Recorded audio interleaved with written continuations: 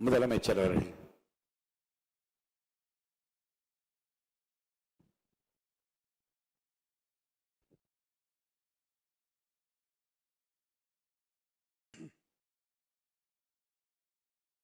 மாண்புமிகு பேரவைத் தலைவர் அவர்களே,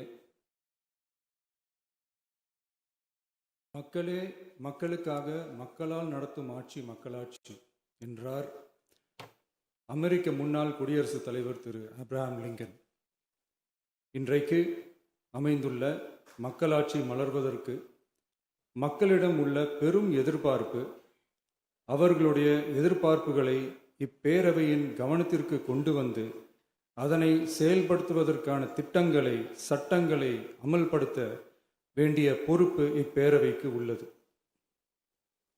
அதிகமான மக்கள் அதிக நன்மைகளை இந்த ஆட்சி காலத்தில் நன்மை பெற்றுள்ளார்கள் என்கிற வகையில் நம்முடைய செயல்பாடுகள் அமைய வேண்டும். இங்கே அனைவரும் சமம்.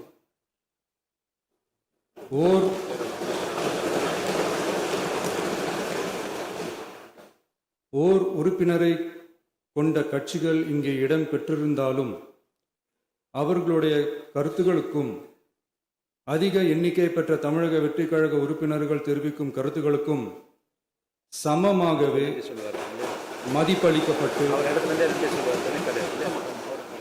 நல்லவை ஏற்கப்பட்டு அல்லவை நிராகரிக்கப்பட்டு ஜனநாயகத்தின் இதயமாகவும் மூளையாகவும் இப்பேரவை செயல்பட வேண்டும்.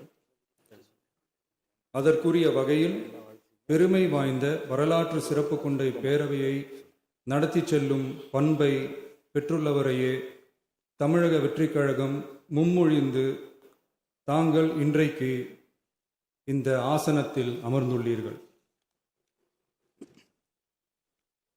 மாண்புமிகு பேரவைத் தலைவர் அவர்களே, தாங்கள் பேரவைத் தலைவராக ஒருமனதாக தேர்ந்தெடுக்கப்பட்டுள்ளீர்கள். தங்களை இந்த ஆசனத்தில் மாண்புமிகு பேரவை முன்னவரும் எதிர்க்கட்சி தலைவரும் தங்களுடைய கரங்களை பிடித்து அழைத்து சென்று அமர வைத்தார்கள். இந்த சம்பிரதாயம் எப்படி வந்தது என்று சொன்னால் சுவாரஸ்யமாக இருக்கும். பெரிய வரலாறு சம்பவத்தில் உள்ளது. இங்கிலாந்து நாட்டில் உள்ள பாராளுமன்ற நடைமுறைகளை போன்றதே நம்முடைய பாராளுமன்ற நடைமுறைகளும். மன்னராட்சி இருந்த காலத்திலேயே அங்க பாராளுமன்றம் இயங்கியுள்ளது. அக்காலத்தில் அனைத்து அதிகாரங்களையும் பெற்ற மன்னரும் இருந்தார், பாராளுமன்றமும் இயங்கியது. அங்கே மன்னர் ஒரு பணியை செய்ய வேண்டும் என்று விரும்புவார், பாராளுமன்றம் அவருடைய விருப்பத்தை பெரும்பாலும் நிராகரிக்கும். மன்னர் விரும்பிய காரியத்தை பாராளுமன்றம் நிராகரித்து விட்டது என்கிற செய்தியை மன்னருக்கு சொல்ல வேண்டியவர் பாராளுமன்ற தலைவர், ஸ்பீக்கர் என்பார்கள். பாராளுமன்றத்தின் கருத்தை மன்னரிடம் சொல்ல வேண்டியவர் ஸ்பீக்கர். அதற்கு துணிவு வேண்டும். சில பணிகளை செய்வதற்குத்தான் பாராளுமன்றத்தின் அனுமதி வேண்டுமே தவிர அந்த ராஜ்யத்தில் உள்ள எந்த பிரஜைக்கும் மரண தண்டனை விதிக்கும் அதிகாரம் மன்னருக்கு உண்டு. தான் விரும்பியதை பாராளுமன்றம் நிராகரித்து விட்டது என்று சொல்லும் ஸ்பீக்கருக்கு மரண தண்டனை விதிக்கும்படி ஆணையிடுவார். தலையை வெட்டி விடுங்கள் என்று ஆணையிடுவார்கள். இது பலமுறை நடந்ததால் யாருமே இந்த ஸ்பீக்கர் பதவிக்கு வர விரும்ப மாட்டார்கள். எனவே புதிதாக பாராளுமன்றம் அமையும் போது ஸ்பீக்கர் பதவிக்கு ஒருவர் அறிவிக்கப்பட்டவுடன் அவர் உடனே தலை தப்பித்தால் போதும் என்று ஓட்டம் பிடிப்பார்.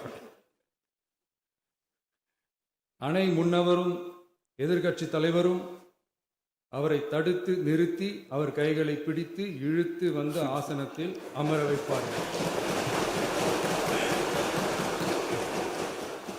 இதுதான் அந்த காலத்தில் இருந்து வந்த மரபு. ஜனநாயக முறை ஏற்பட்ட பிறகும் இம்மரபு தொடர்கிறது.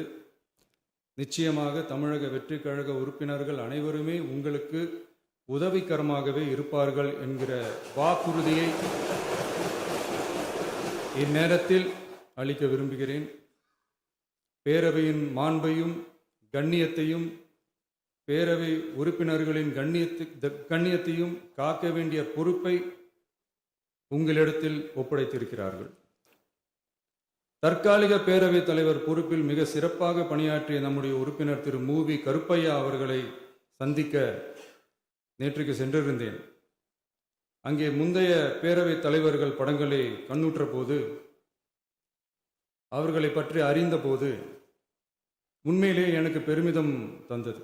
ஏனென்றால் எடுத்துக்காட்டாக விளங்கும் திரு ஜே சிவ சண்முகம் பிள்ளை, டாக்டர் யு கிருஷ்ணராவ், திரு எஸ் செல்லப்பாண்டியன் அவர்களுடைய வரிசையில் மிக சரியான ஒருவரையே நாம் முன்மொழிந்துள்ளோம் என பெருமை அடைந்தேன். அதே போன்றுதான் நம்முடைய பேரவை துணைத் தலைவர் அவர்களும் நீங்கள் இருவருமே மிக சாதாரண குடும்பத்தில் பிறந்து மக்கள் பணியாற்ற வேண்டும் என்கிற அவாவில் செயல்பட்டு வந்தவர்கள். குணம் நாடி குற்றமும் நாடி அவற்றுள் மிகை நாடி மிக்க கொளல் எனும் வள்ளுவரின் வாய்மொழிக்கேற்ப சட்டமன்ற நடவடிக்கைகள் சீராக, செம்மையாக, அமைதியாக நடைபெறும் வகையிலும் சட்டமன்ற ஜனநாயக பண்புகள் நெறிமுறைகள் பேணி பாதுகாக்கப்படும் வகையிலும் இந்த அவைக்கு பேரவைத் தலைவரும் பேரவை துணைத் தலைவரும் பெருமை சேர்ப்பீர்கள் எனும் நம்பிக்கை எனக்கு உண்டு. அரசியலுக்கு அப்பாற்பட்டு மனிதர்களை மதிக்கும் நல்ல பண்புகள் நிலைநாட்டப்பட வேண்டும். தமிழ் பண்பாடு போற்றப்பட வேண்டும். அவையின் மரபும் மாட்சிமையும் மதிப்பும் காக்கப்பட வேண்டும் என்ற நல்லெண்ணத்தின் அடிப்படையில் அந்த பதவி ஏற்றுள்ள தங்கள் இருவராலும் காப்பாற்றப்படும் என்னும் நம்பிக்கையை மீண்டும் தெரிவித்து என் உரையை நிறைவு செய்கிறேன். நன்றி, வணக்கம்.